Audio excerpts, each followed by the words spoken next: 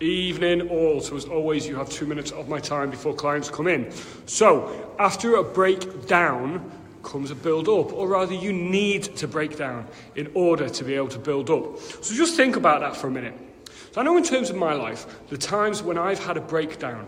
So for those that don't know, I used to be heavily into bodybuilding. I was told I could no longer do that anymore, and really it crushed me. But afterwards then, I started studying all things health, fitness, nutrition, and 10, nearly 15 years later, I'm still here.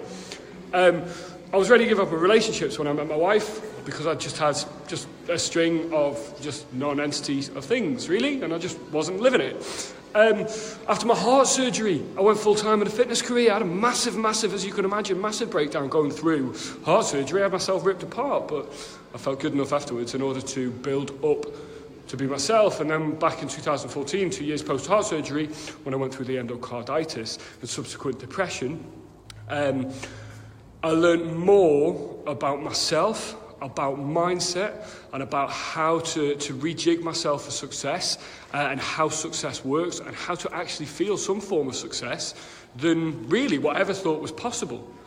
So after every major breakdown in my life, I've had a huge build-up. So my question on this Friday evening, and I really want you to sit and think about this weekend, is do you currently need to have a breakdown before you can build up?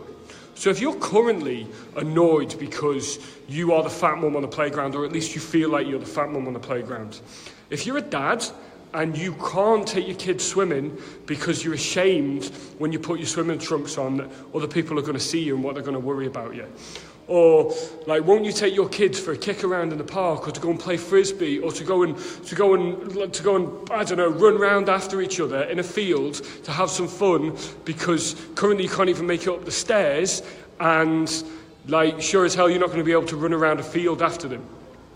Now, I'm not saying these things to annoy you or to upset you. What I'm saying is, if you've got these things going on, you really need to admit to them. Okay, you need to admit to yourself that you've got them going on, because until you actually break down that wall that you're currently hiding behind and hiding all of these things behind, well, you're never going to move forward.